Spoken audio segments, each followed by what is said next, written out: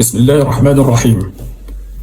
أولا، ليس من شأني أن أتراءى هكذا أو أظهر لأدافع لأحد أو أطعن في أعراض الناس، ولكن هذه المرة أجد نفسي مضطر للكلام.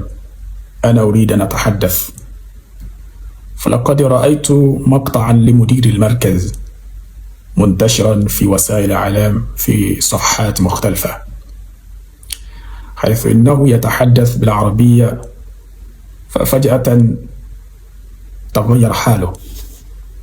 الأمر الذي سبب عدم مواصلته إلى العربية وأثار ضجة بزعم أنه عجز عن العربية. والله العظيم والله العظيم والله العظيم والأمر ليس كذلك. ليس لكونه عاجزا عن العربية، لأنني شاهدت الفيديو منذ أن بدأ المدير كلامه، حتى انتهى الأمر إلى أن بعضهم أخذوا في مقارنة المواقف المقطعية التي تحدث فيها علماؤهم بهذا المقطع، ويقولون انظروا إلى مديرهم عاجز عن العربية وهو الذي يديرهم، وهكذا. وأنا أتعجب. أوكي، قبل هذا ما رأيي أنا في هذا؟ كيف عجز المدير عن العربية وأنا طالب من طلاب المدير أتحدث بالعربية على أفضل وأحسن وجه بدون أي خطأ، بدون أن أقع في الخطأ. أستطيع أن أتحدث بالعربية بدون أن أجد أن أقع في الخطأ. وكيف يعجز أستاذي ومربي ومعلمي عن العربية؟ كيف؟ بل الأمر ليس كذلك. والله العظيم شاهدت الفيديو منذ أن بدأ المدير الكلام، وطبعا قد ألقى المدير موعظة طويلة بلغته المحلية، وقد ظهر عليه التعب حتى قبل بدايته بتحدث بالعربية.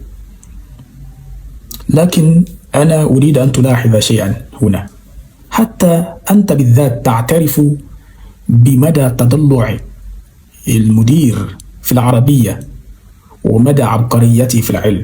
لماذا أنت تنكر؟ لماذا أنت تنكر؟ مثل هذا يمكن أن يحدث بمشايخكم أيضا، وليس لكون أنهم عاجزين عن العربية. والله لو حل بك نصف ما حق على المدير من شأن ربنا لهلكت، ولما استطعت أن تتحدث بلغتك المحلية فضلا عن العربية. كأن يمكن أن يعجز المدير عن العربية، وقد تحدث مدير في مجالس علمية باللغة العربية فأتقنها. هل هذا أول مرة يتحدث المدير؟ وأنتم تسخرون. هذا بجانب. لكن أنا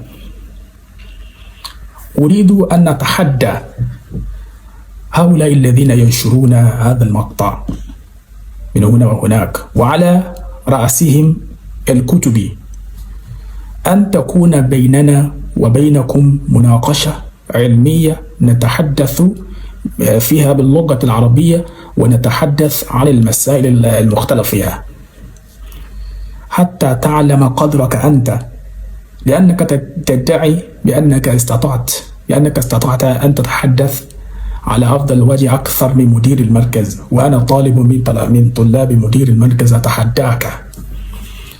كتبي، أنا أتحداك، والله العظيم أتحداك أن تكون بيننا وبينكم مناقشة لايف، هكذا مناقشة علمية نتحدث فيها باللغة العربية في المسائل المختلف فيها، وأنا أعلمك أساليب وضع الكلام، أساليب وضع الكلام العربي،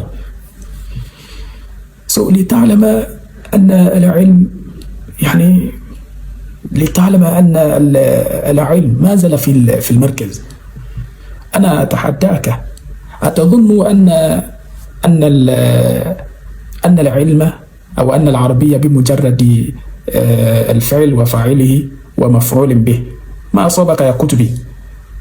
أيها على الوجه الخاص أنا أتعداك أيها الكتبي أن تكون بيني وبينك مناقشة علمية نتحدث فيها باللغة العربية ونتعاطى المسائل المختلف فيها.